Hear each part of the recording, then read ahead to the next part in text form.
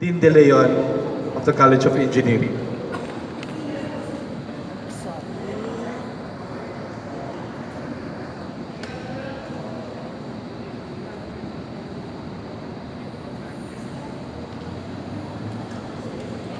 So they're using a booking app. So they already booked their rides. So the tricycles are already on their way to fetch them. And we can see the progress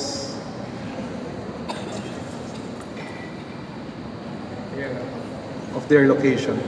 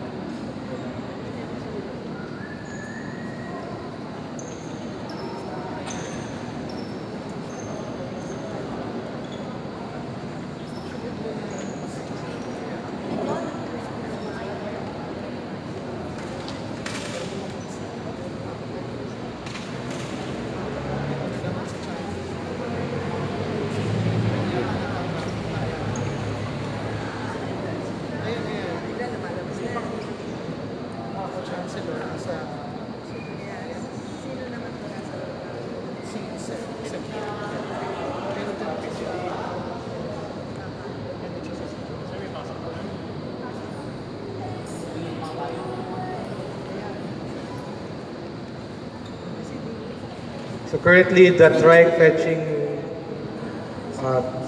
Dr. Michael Tan is already in QUEZON Hall. The one assigned to Secretary Dela Pena is already at Marine Science Institute. And the one fetching Dela is still in the academic oval. She will be at the National Engineering Center at the other side of the campus.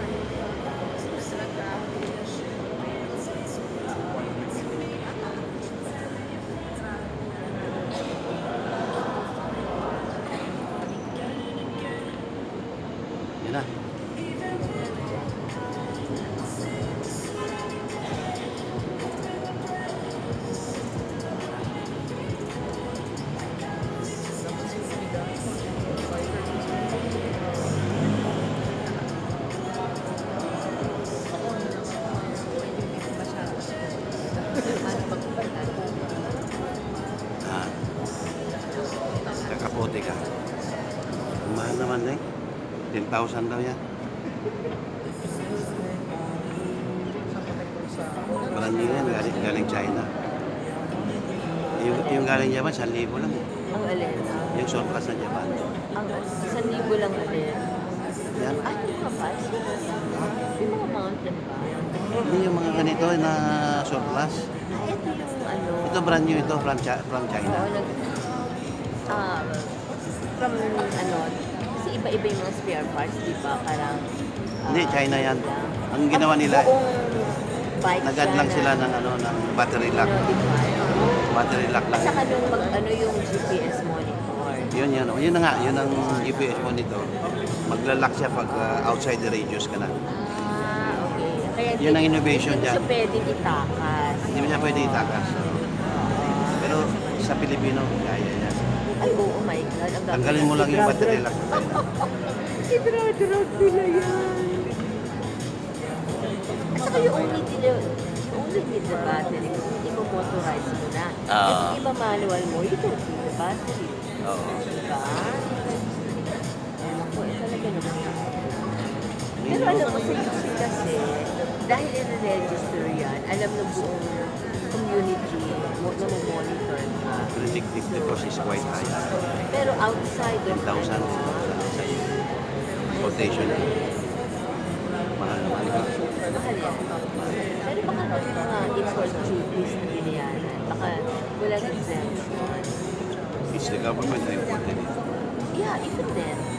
Kasi the government also charge for the importation of things that are used for government projects. So wala namang automatic exemption. Hihingi sila ng exemption. Bibig ka eh. Alam mo naman ang DOF natin, ang DOE. No, it's really tariff commission ang magbibigay ng ano. Eh, ang DOF naman, hindi naman mapagbigay yan. Oo nga. We want to collect and collect. Yes, exactly. Yan ang problema. Kaya nagtulala sila sa drain law eh. Sinasabi, gusto nyo kaasan ng ano, tax collection, tapos hanggang sa 20,000 eh, hindi Oo, ko magbabayad nito.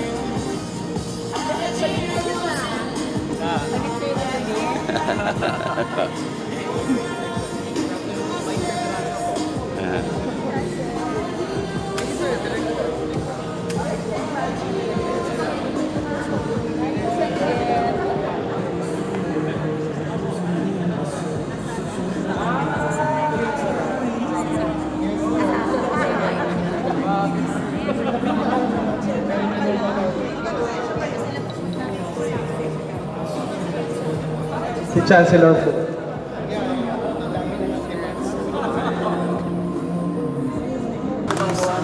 So, si Dr. Choma Escaner nga po yun.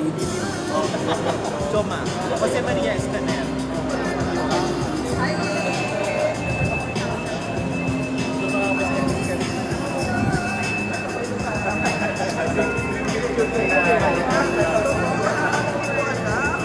Hindi naman yung ating mga loyal tumuloy dito. Actually, very positive siya sa amin. Dahil dalawang FBS That's one. interesting. Kaya pinasa ko yung article ko sa space. Ganda. Nag-add ako ng hindi nyo sinabi sa press ko na iilan lang pala yung mga ano. So we're now part of the community of ano, kasatagal mo na tayo ang gumawa. Nagulat din ako eh. Nung nabasa ko. Sinerge mo ba? Of course, sir. Kasi lahat ng mga sinabi niyo lumabas na Of UP Delivery.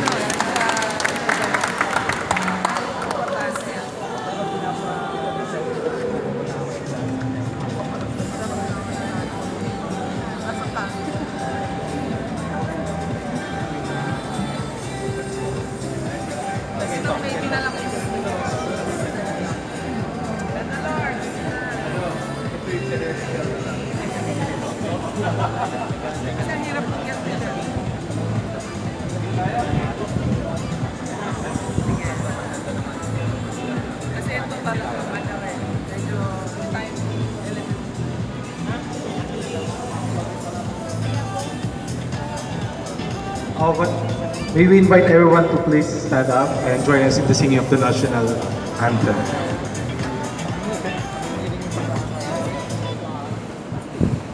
Ng vlog.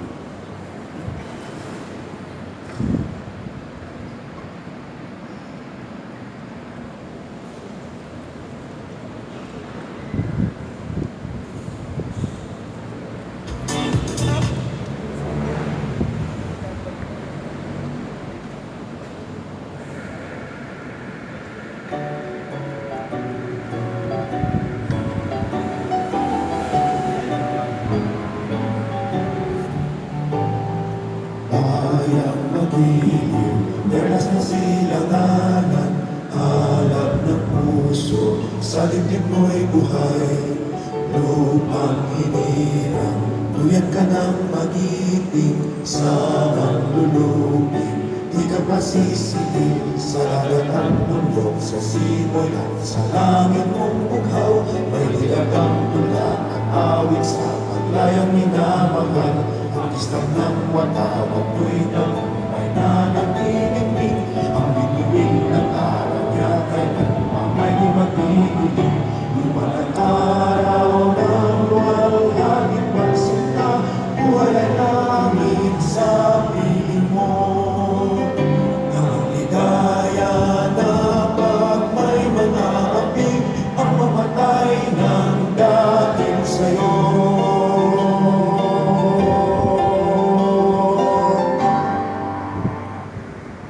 You may now sit.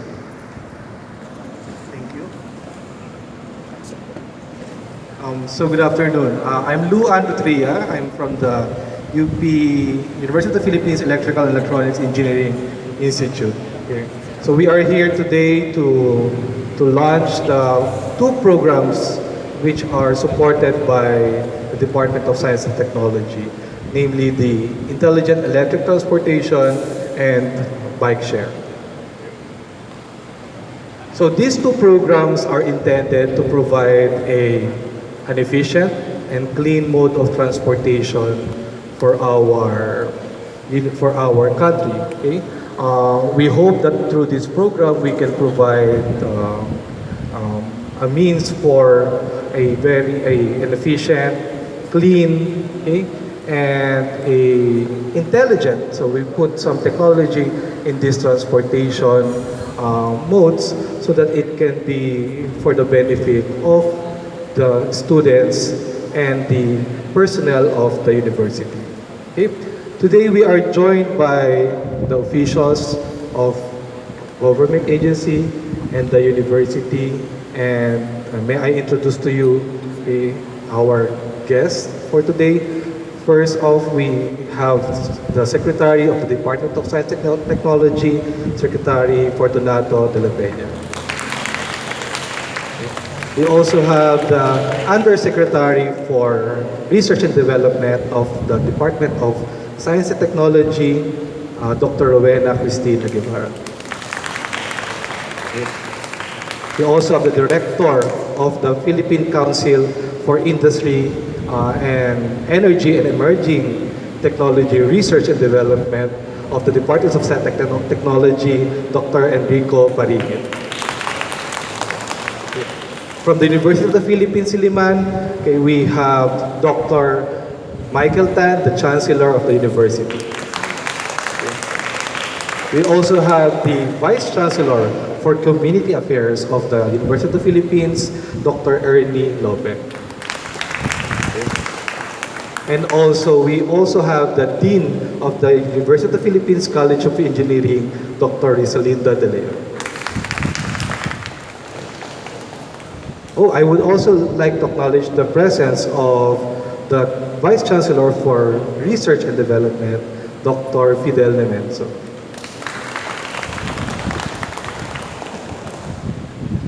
Okay. So I would like to start by introducing to you the first project, which is InTelect. InTelect stands for Intelligent Electric Transportation Network. Okay? So InTelect is a program, a two-part program, which is an amalgamation of the different components of an electric vehicle network. Okay? First is emotion. So emotion stands for electric mobility and charging infrastructure operating as a network. Okay? The second one is advice, which is ad hoc vehicle and infrastructure communicating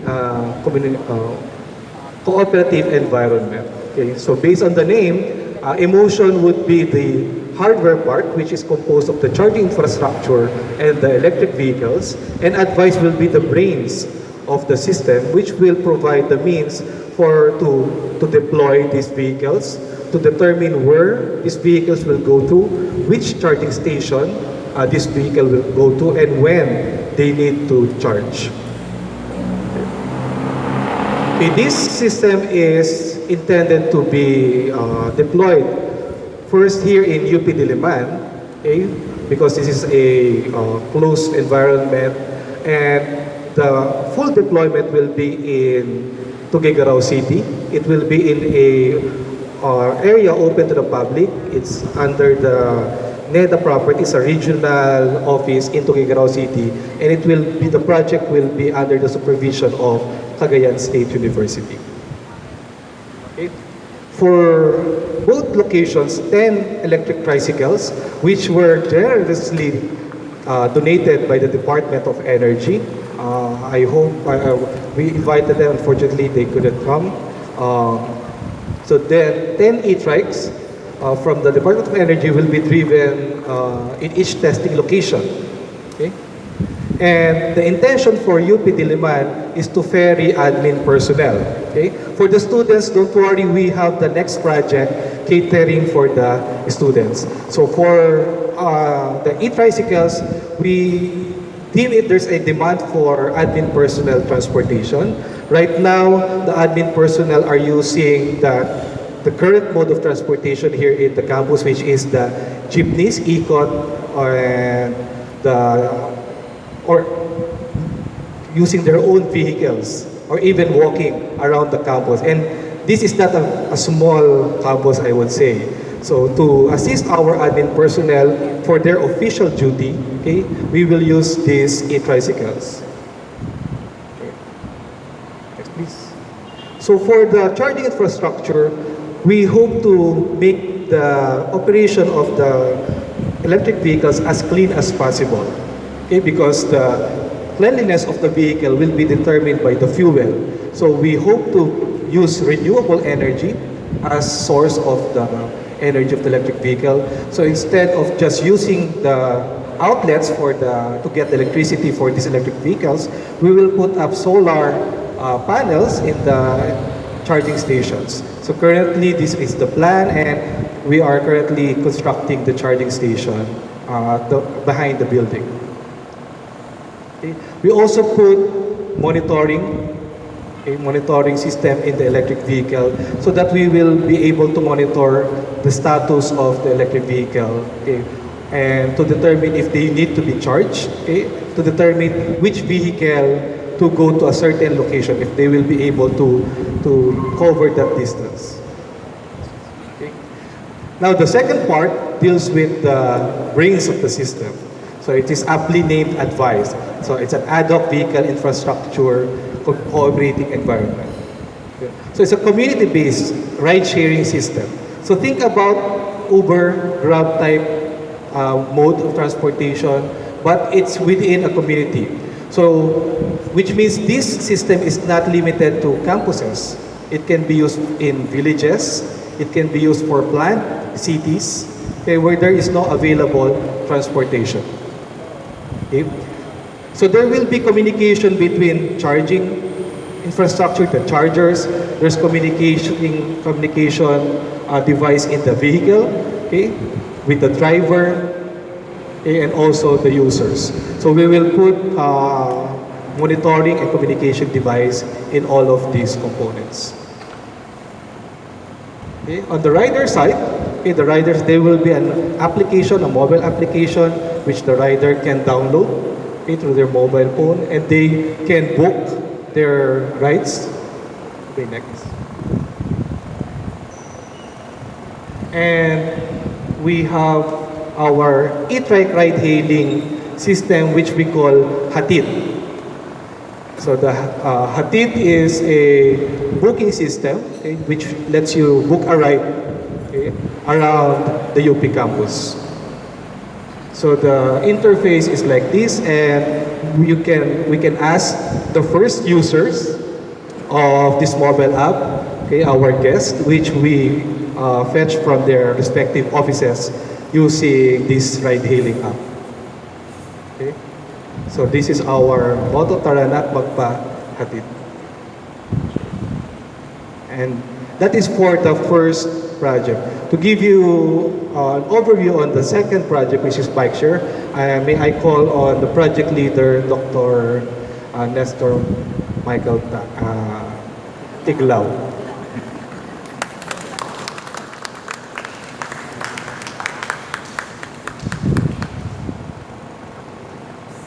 Good afternoon, and thank you for coming out here.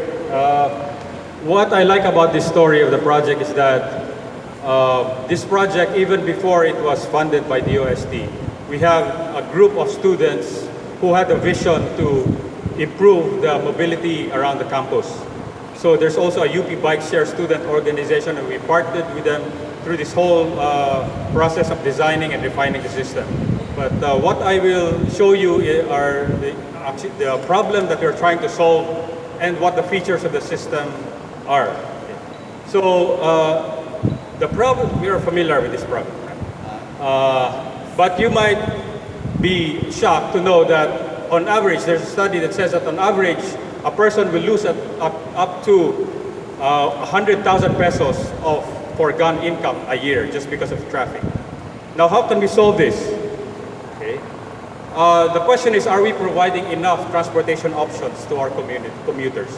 If you look at this comparative image, you have the footprint provided by cars, by buses, and bikes. Okay. Of course, this does not include mass transport systems, which also play a part in solving this big problem. And we need multiple solutions to solve this problem.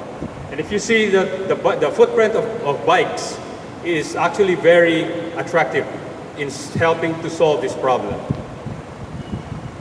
Of course, bike sharing is not a new concept.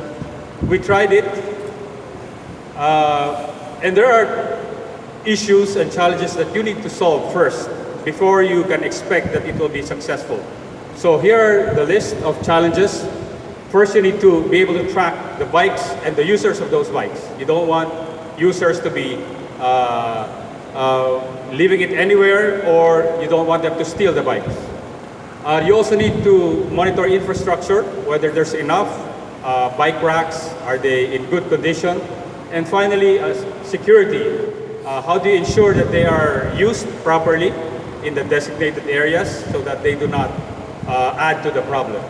Okay, so our solution is the UP Bike, the smart bike sharing system.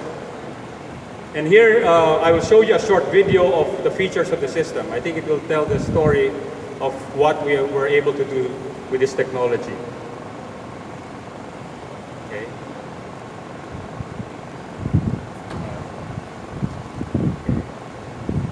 Don't worry, we tried it. Gumana naman kanina, so hopefully it will also run this time. Okay. So, okay. Okay. Okay, just click on the. Yeah.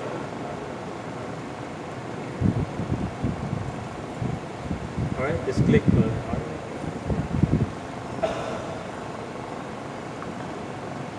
Oh no. Okay. All right.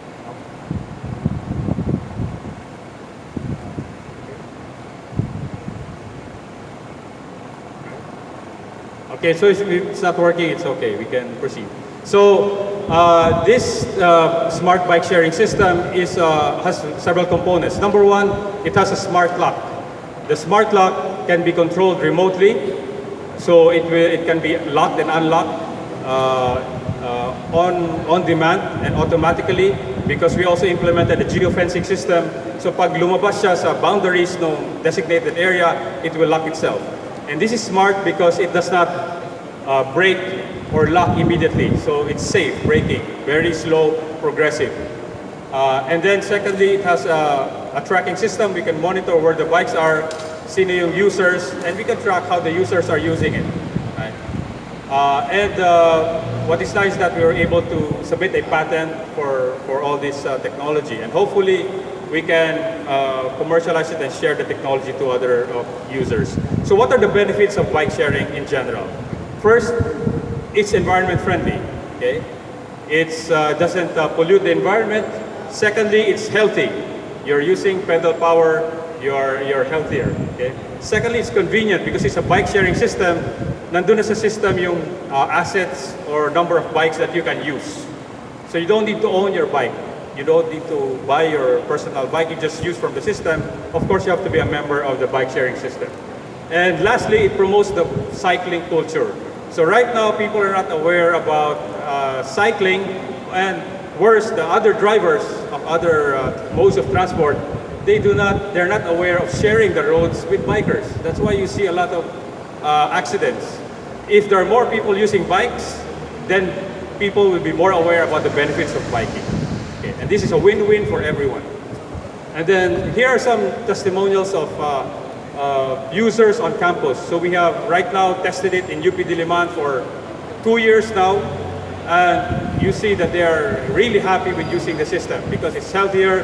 They're able to enjoy the campus, the clean air, and also the scenic views around the campus. And this can be used eventually for other bike sharing communities. Talk about commercial and business districts, resorts, okay? Small communities, townships, okay? And that's our vision really, to promote bike-friendly, bike-sharing communities for the Philippines and beyond.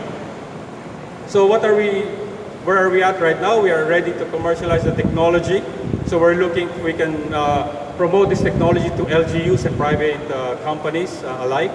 We're looking for adopters, partners, manufacturing partners, and even distribution partners who believe in this system.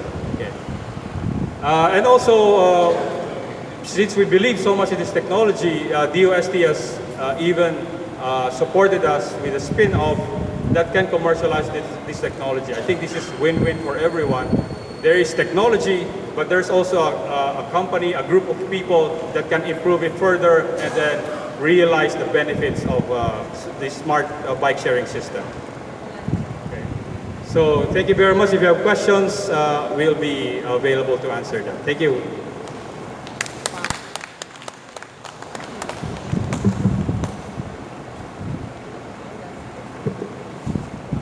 We are open to questions about the two projects. If you have any questions, we're glad to address them.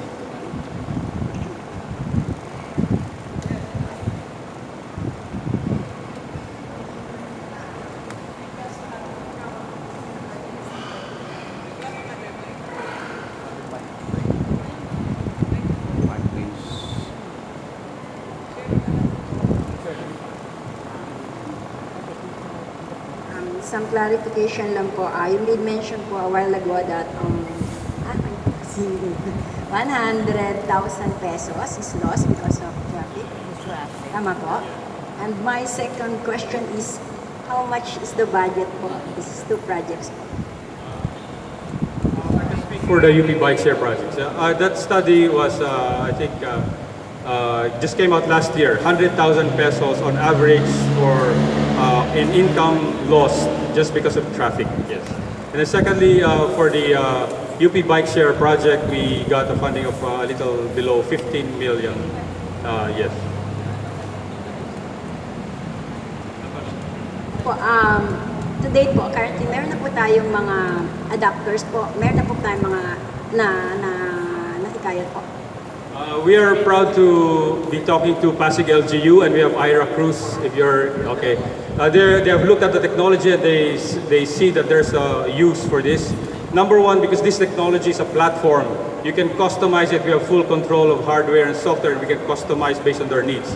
What the problem of getting it from sa labas is, hindi mo pwedeng baguhin, hindi pwedeng i-customize. And if you have multiple bike sharing systems, hindi mo pwede silang integrate because you don't have the IP for that. So with this, they think that it can help solve their problem of having a holistic way of integrating all their bike sharing resources. My last question po, ilan po yung pwede sumakay? Bike? Isa lang. Hindi pa pwede magangkas. Pero we have enough bikes in the system. But if we grow, we might add more. Okay. So we have 100 bikes from the project, and even before this project, we had around 40 bikes na tinest namin through the cooperation of the UP BikeShare student organization. So it's really a proven concept. People are using it. Just to give you some data, in just this semester, there are 100 sign-ups, 100 students, and we're not even actively promoting to faculty and staff. And on an average day, we have 35 users using the system. So just imagine this can grow. Yes, 35 users per day, mostly students, yes. The way yes, actually, very important is the education, educating the riders. And in fact, we rely heavily so much on educating even those who don't know how to bike. In 1 hour or so, they know how to bike, just because we have found a way of teaching them how to bike and what are the safety precautions, what are the best practices for biking around campus. How much you want? Okay, there's a membership fee. Right now, I think it's 100 pesos per sem, so it's very minimal. Per semester. Oh. Yeah. No. It's a system. So, pwede kang gumamit, kung gusto mong gamitin, kuha ka na bike, isoli mo sa isang bike rack or isang designated location. And you can use this for the whole, you can use any bike for the whole semester. So, of course, yung charging scheme is something that can be changed later on, can be improved over time para mas maging attractive siya to users. And it has to be a win-win kasi dapat sustainable din yung operations. Hindi na pwedeng libre lang because bikes will, over time, merong wear and tear. You have to repair them o maluluma sila. So right now we have mechanics who man the system and as part of the project. Even with 100 bikes, dalawang mechanics lang yung nag-maintain. It's doable at this point. Kaya naman siyang i-sustain. I think maybe weight capacity ng bike. Good question. We haven't tried. Wala pa naman kaming nasira yung bike because of a very big person. Is that multiple sizes? I mean, for small, medium, large people? Actually, that one is called isa lang siya. It's called a city bike format. Kaya niya normal people. So even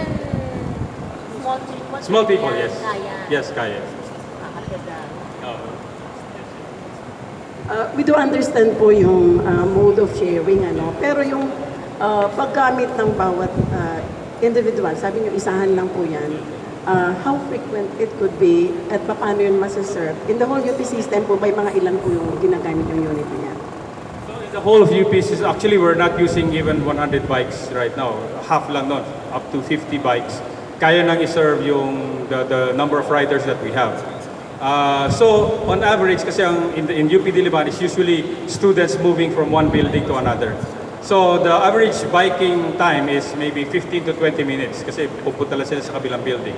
So pag nakalagay na siya sa isang location, pwede na siyang gamitin. So you can reuse the bike. Walang limit. Oh. Yes. Okay.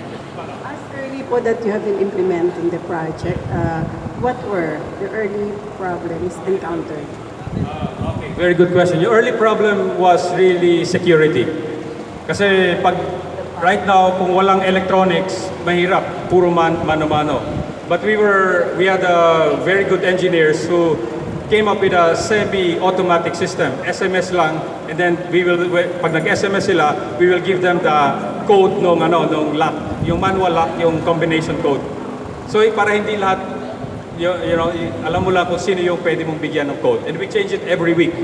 dati we change it every month, pero nag-share na sila ng code, so alam na nila lahat. So now we change it every week para lang, di ba, to enforce that people should register with the system and get the combination lock. It worked, and it will be even better with an electronic and a tracking system like this one. Within the UP Diliman, yes. Only right now, yes. So with the geofencing system, this system, pag lumabas ka sa UP Diliman, it will automatically lock the bikes. So, pag meron kayo nakitang nagbubuhat na ng bike, ayun na, hulihin na yun. The bike was purchased, pero the technology, yun, we developed it over the 2-year project. This bike, it was bought from China. Yes, China. Yung electronics, yung nagbuo ng system, tayo. It's the team from, yes. We custom built the electronics, the monitoring system, even the app, meron din siya. Okay. Yes. Sir, kasi di ba sa mga sasakyan parang hiyang na sa akin yung bike na yan. Pwede bang exclusive na sa akin yan for 1 month? Mawawala yung concept. Kaya nga sharing siya. But pareho lang naman yung format niya. Okay? It's the same. So, you should feel the same for any bike in the system. Kasi uniform naman siya. Yes. Of course, kung yung upuan, pwede mo naman i-adjust. But that's very easy.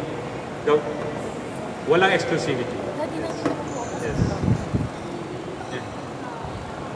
Yeah. Yes, correct, yes. Pag wala na, ubusan na, wala ka ng mga gamit. You have to look, kaya hanapin mo kung merong bike rack na may available na bike. Kaya kasama dun sa app, yung map na merong mga bike racks para alam mo kung nasaan yung mga bikes. Right now, we have designated 10 bike racks.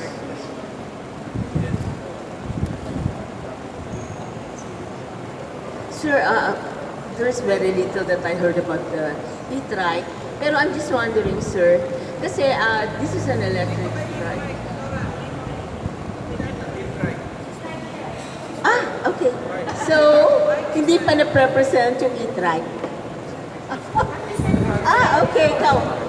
Okay, sabi ko nga kasi parang there's really very little na narinig ko about the e-trike. But I'm just wondering, sir, kasi ang sabi ko po kasi ng ilang mga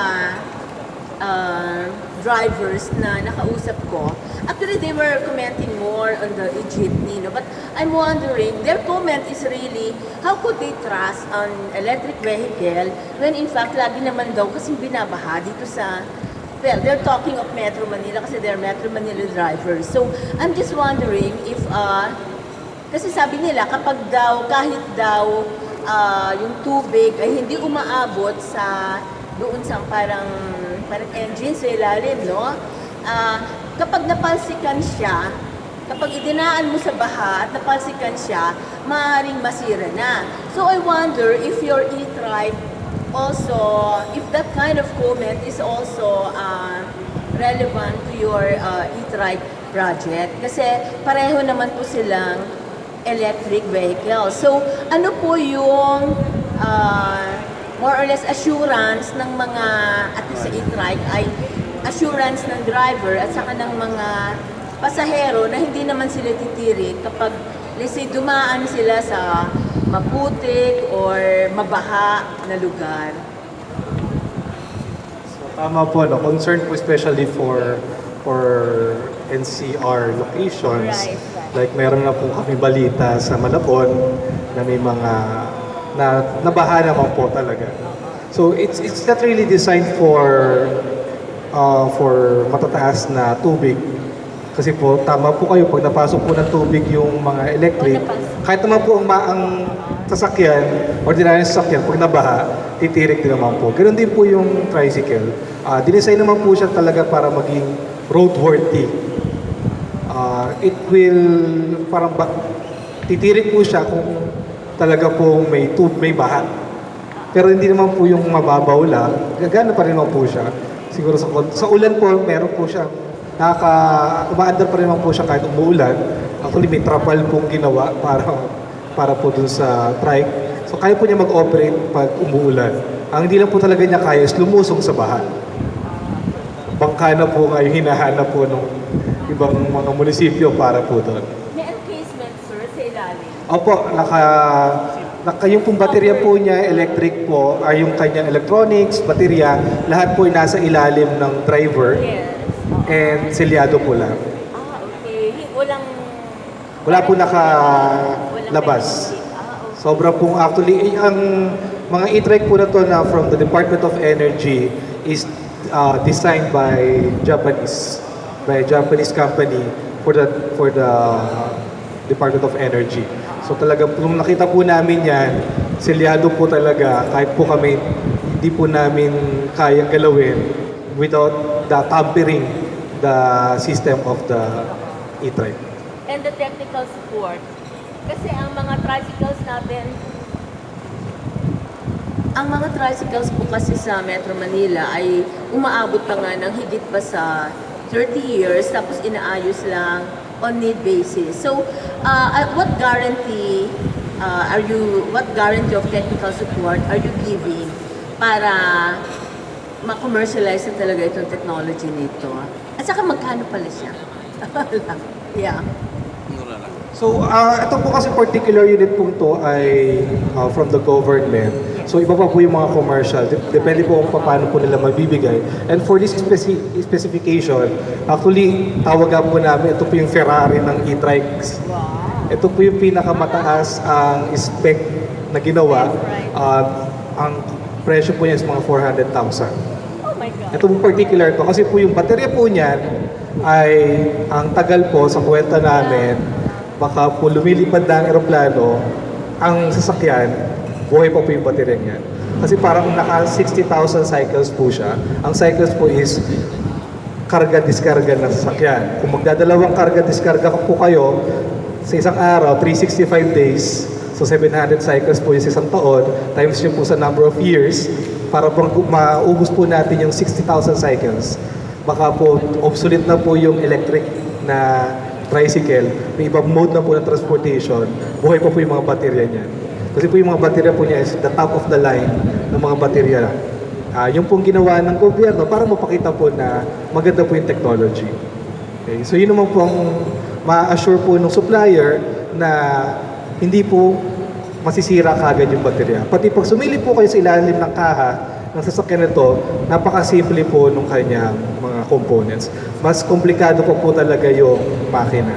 Kung kaya pong gawin yan ng mga Pilipino, na kumpunahin, na buting-tingin ng mga makina natin, kaya-kaya pong palitan, kaya-kaya pong ayusin po ng mga Pilipino. It's a matter of aralin po lang kung anong laman. Tapos ang electronics po mura na ngayon. Mura po cellphone, USB, pinamimigay na lang. It's the same electronics na nakakabit sa loob. So kung masira po yan, mura na pong palitan din yan eventually. So simple lang po yung loob niya. Kaya kung aaralin lang po ng mga technician, kasi nga po mga technician natin sanay sa makina, sa gasolina. Pero kung masanay rin po sila sa electric, madaling-daling po nilang i-adapt. And wala pong problema yung repair, maintenance ng mga sasakyan eventually. Will you give the training? Gawa po siya, yung pong kaha po is, and lahat po is inassemble dito. Yung pong mga gamit, Japan po, yung makina, yung electronics, galing po dun sa Japanese company, pero po yung kaha sa Cavite po ginawa, andun po inassemble. So yung pong design, actually nagpa-contest po si Department of Energy para po sa design ng tricycle. Kaya mapapansin nyo rin po, ang difference po nito sa mga ibang e-trike, nasa gilid po yung pinto. So, ginawa po talaga siya para sa public transportation. So, conform po siya doon sa standard na pinupush ng government na ang lahat ng entrance, exit ng sasakyan sa gilid, hindi po sa likod. Ang supplier po ay BMAC. BMAC. B-E-M-A-C.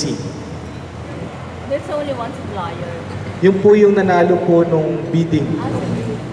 Binid naman po yan ng government. And sila po yung nakapag-comply doon sa specification na binigay ng government. I suppose this is the same. I'm sorry, I'm Mel Cardenas. I do environmental consulting. I suppose this is the same batch of BMAC that won the ADB DOE loan bidding process. So it's the same batch, and DOE donated 10 units of the 3,000 that was approved. They donated to you, to the institution, 20. For DOST. So yung ibang 10, sa Tugigaraw, naka-deploy na po, sir. Okay. Sir, my question is, since you can track it and you have a tracking system, you can, I suppose, compute the carbon dioxide emissions that were reduced by using this. Does UP or Cagayan State, as an institution, track its carbon dioxide emissions as an institution, and can they, as an institution, avail of microloans or whatever for like carbon credits, things like that? Or maybe DOST as an institution can track carbon reduction or carbon dioxide emission reduction through this data that you are collecting? So definitely the data actually we can get is the energy consumption, and I believe there are conversion of energy with carbon emissions, especially yung mga madi-displace na carbon. On the policy of the university, I will ask our university air pollution, para maging aware ang mga estudyante, and also to see how maybe certain areas kung may interventions katulad ng mga e-vehicles, baka iba ang lalabas na pollution levels, just to show people that these contribute in a very concrete way.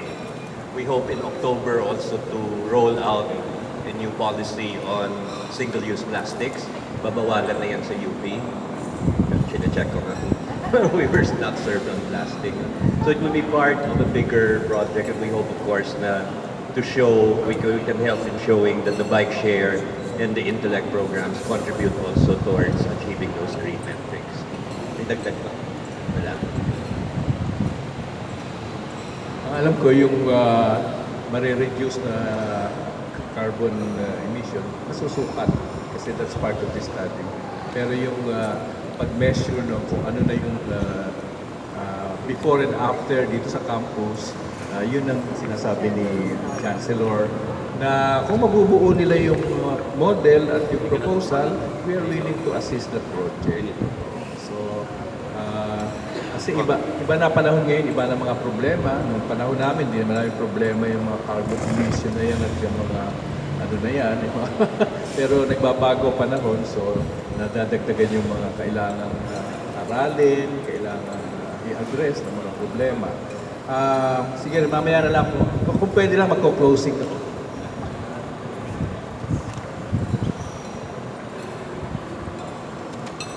question. Nasabi niyo po na galing sa donation po ng Department of Energy, yung mga trikes. What does UP bring to the table? Yung po ba, sa atin po ba yung mga charging stations?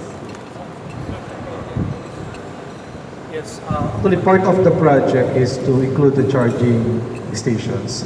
So the UP is the one doing also the application, the mobile application, the algorithm on how to deploy these vehicles. Okay? And also we have the technology to charge. I have not mentioned it, but we will design the charging to be just 30 minutes. Currently, the charging is 4 hours. So yun yung complaint ng mga drivers na naka-experience na. They will run it for like 2 hours and they already need it to charge, and the charging is 4 hours. If it is intended for public transportation, medyo lugi talaga si e-tricycle. Now, we have a technology here in UP which was also funded by the Department of Science and Technology. Actually, that's the charger behind them. That's actually Charm, or charging in minutes. So we were able to charge tricycles in 30 minutes. So that would be enough to charge it again full habang kumakain yung mga driver, habang nakapila sila sa mga terminal. So yung mga dead time nila, they were able to charge it and again, makakapagbiyahe na sila all throughout the day. Here in the campus, we are planning to put up one and some other modes of charging. The fast charger is here and here in the building, and other modes of charging are distributed in the campus. However, in Tuguegarao, we will put up 4 fast charging stations, also supported by the Department of Technology and Department of Energy. So yun yung mas maraming charging stations nung ilalagay dun sa Tuguegarao. Kasi mas maraming need for the tricycle dun sa part na yun. Dito, we can control yung demand for the e-tricycle. Yung mga e-tricycles, how many students do you hope to serve in like a day? Right now, we are limiting the use for admin personnel, at least during the day. But we are looking at also serving students at night time. Because there are students still after 9 o'clock wherein wala ng mga jeep sa loob ng campus. Like students who are studying in study centers or library. So we can ferry them from the library to the study center to their dormitories. So yung ganung demand, pwedeng i-serve yung mga students. But for the nighttime, of course, we don't want to compete. We don't really intend to compete with the transportation here in the university. We are actually partners with the transportation of the university. So during the day, we will be limiting it to the use of the admin personnel, faculty, and officials. And during the night, we are open to providing it for the students.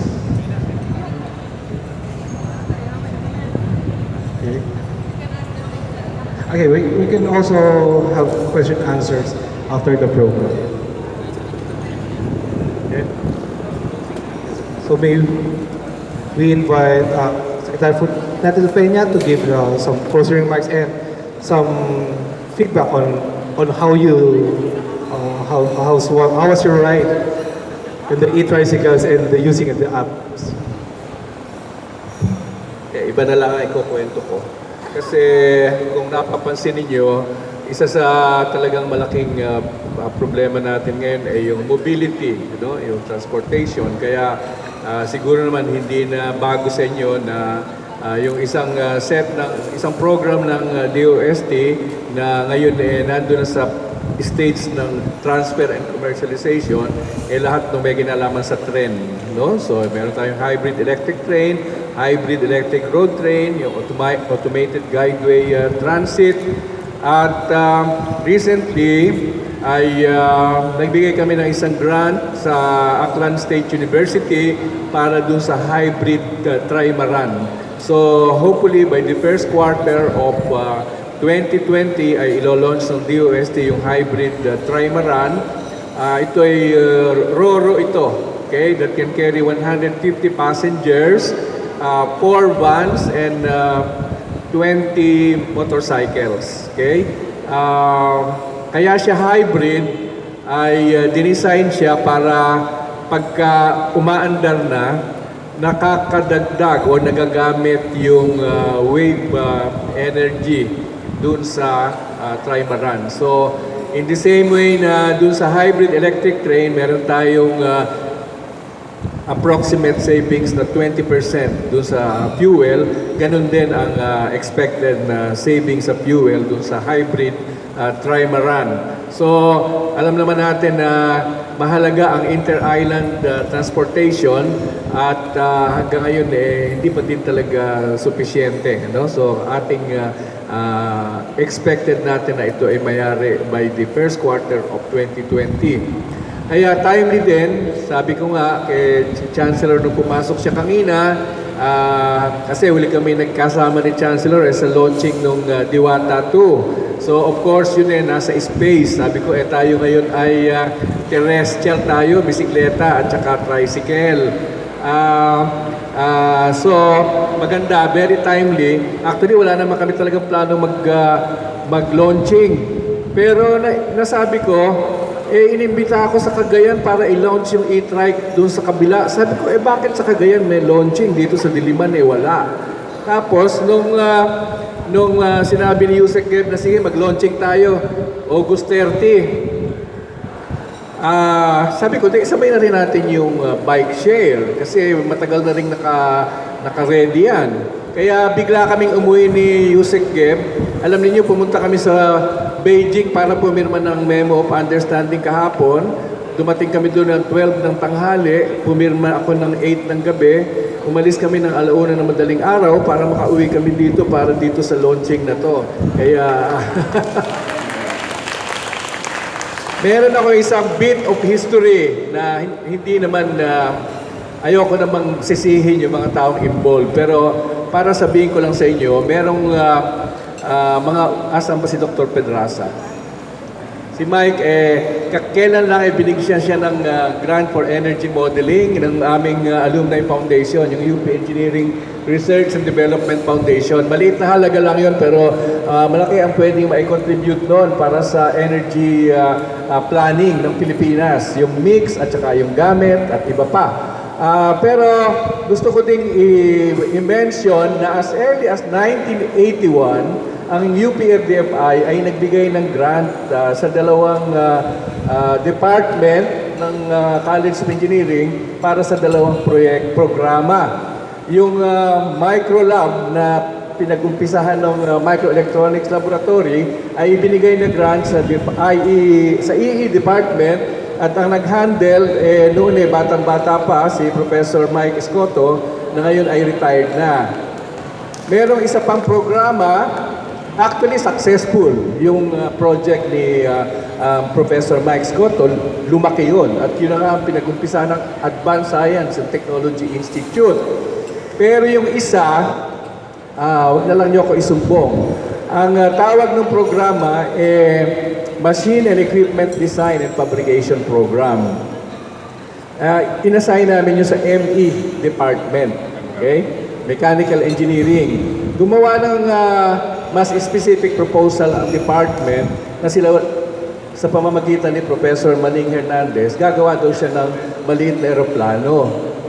Di pumayag naman yung foundation. Kaya yung unang project was a small plane, pero hindi po siya naging successful. Kaya ko binanggit yon, hindi naman tayo bagito dito sa mga transportation type of research dito sa College of Engineering, you know. Now, I will not talk anymore about the objectives, the methodology, and target outputs of the two projects na describe na yan ni Lou at saka ni Nestor. I just want to maybe summarize yung sagot dun sa mga tanong kanina na may kinalaman sa pera. No? So, dun sa project ng bike share, sinabi na ni Professor Tiglao na binigyan siya ng around 15 million, no? Para dun sa project na yan. At ang ngayon ko lang na-realize, bago pala gawin itong project na to, meron na rin ginawang initiative yung UP Bike Share. Kaya palakpakan natin ang UP Bike Share dito. At syempre, gumastos din sila doon. Ano? Ngayon, kapartner natin sila doon sa project. Dito naman sa e-trike, ang pondong ibinigay ng PSHERD para doon sa dalawang sites ay 35 million. Included na yung charging stations. Hindi kasama dun yung presyo ng e-trike. Nakakatuwa po ang experience namin dyan kasi nung dinidiscuss yung project sa PSHERD, may representative po ang mga departments sa aming governing council. Nung panahon na yon, tuwang-tuwa akong ikwento na ang DPWH ay nagbigay ng 27 million para doon sa proyektong magka-collaborate sila ng PBOLCs para gawin yung mga earthquake monitoring instruments na i-install sa mga bridges at saka sa mga tall buildings. Ang co-proponent nun ay Mapua. At sa Lunes, ilo-launch na yung produkto ng Mapua, Asher. Okay? Saan gagawin ang launching? Westin. Medyo masosyal lang Mapua. Tayo dito lang sa garahe ng IEEE. Ang launching ng Asher ng Mapua ay sa Westin Plaza. Okay? Ngayon, so suma total, hindi. So, nung nagmi-meeting na dito sa project, sabi namin sa Department of Energy, kayo ba walang pwedeng i-contribute sa mga project namin? Tama-tama naman, naka-schedule itong e-trike. Aba, ang sagot ng representative ng DOE, i-recommend ko po sa aming secretary. At after a few weeks ba or month, ilan ang kailangan? Yun ang tanong niya. So, doon na namin na-realize na mukhang tutulong sila. At yan, natuloy nga. 20 units at 500,000 each is 10 million pesos contribution. So, pag pinagsama-sama mo yon, yung 35 galing sa PShare, yung 15 galing sa DOST para sa BikeShare, at yung 10 million galing sa DOE para doon sa presyo ng mga e-trike, lahat po na yan ay 60 million, no? Ang total dito sa dalawang proyekto. Kaya ang bottom line lang ay kailangang makita natin na merong benefit tayong makukuha out of this 60 million priced projects. Hindi po pwedeng susulat lang kayo ng publication at isasabit nyo sa amin na wala kaming nakikitang benepisyo para sa mga communities. Now, I would like to end by thanking our proponents, Dr. Liu Tria, heading the e-trike, Dr. Nestor Tiglao, heading our BikeShare project, and of course, Dr. Mike Pedraza, who heads our IEEE, tama ba ako? With the thanks also to the Department of Energy, to UP BikeShare. UP BikeShare is headed by whom? Andito ba? Si yung head ng UP. Wow, okay. At saka, of course, ang officials ng UP Diliman, Chancellor Tan, umalis na si Dean Babylin, at ang dalawang Vice Chancellors na nandito. Kami po tatlo, alam naman siguro nyo, Professor Paringit, Professor Dela Pena, and Professor Ibarra are all from the UP College of Engineering also. So yun lang po. Ngayon, ang huling-huli ko, sasagutin ko yung tanong kanina ni Beth na humihingi ng sample. Ano ba hinihingi mo? Yung e-trike o yung bike share? Alin doon?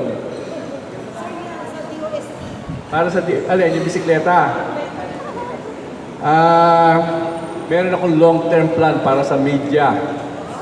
Hindi, kailangan kapaghandaan ninyo ang inyong pagtanda, magtayo kayo ng village para sa mga media people. Pag meron na kayong village para sa inyo, bibigyan namin kayong bisikleta. Okay. Ngayon, yung tanong naman kung ano gagawin kung may baha.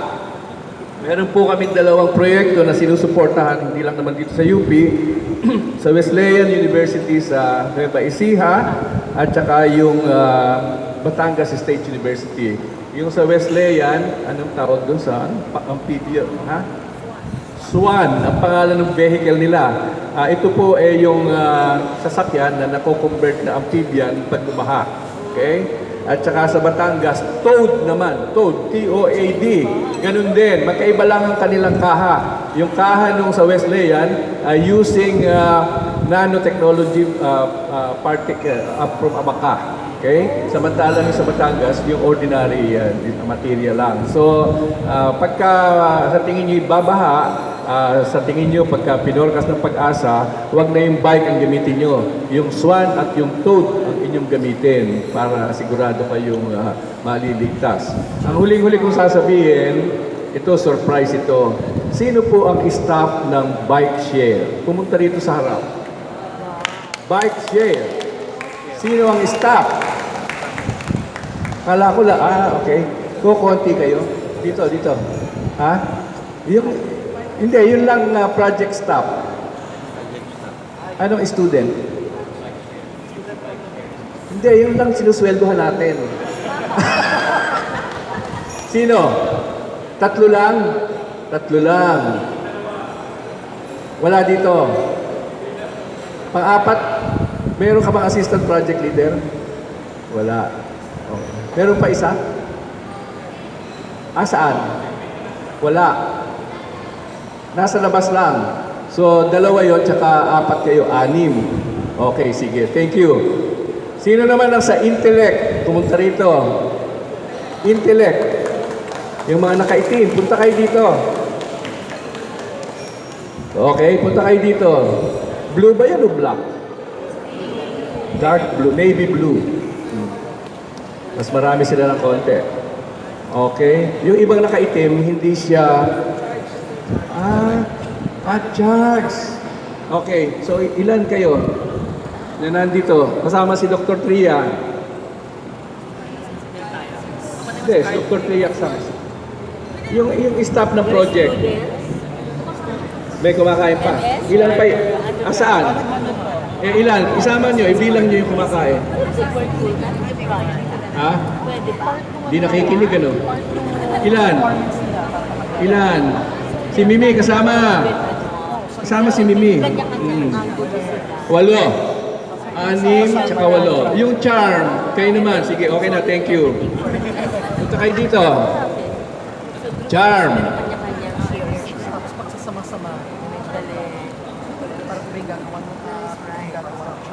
Sige, dito kayo. Charm. So, 6 at saka 8. Charm, ilan? Dito kayo. Para mabilang. 1, ilan kayo lahat? 6 din. Sinong head nila? Ikaw din. So, hindi ka nakasali. So, ilan kayo? 6. Ilan lahat? 6 plus 8.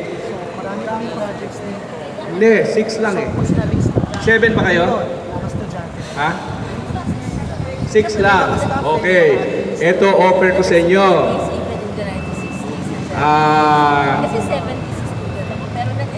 Pumunta kayo bago mag alas 8:30 ng gabi, kung pwede ngayon na, pagkatapos sa snack shop.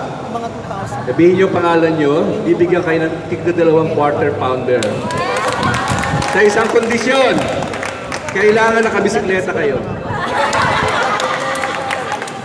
Pag walang bisikleta, hindi pwede.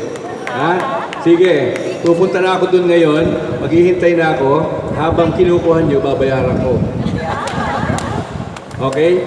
So I think dahil masaya ako, kaya ako kayo itinitreat. Yung mga media, haantayin pa nila yung retirement nila para bibigyan ko sila ng bisikleta. Thank you very much.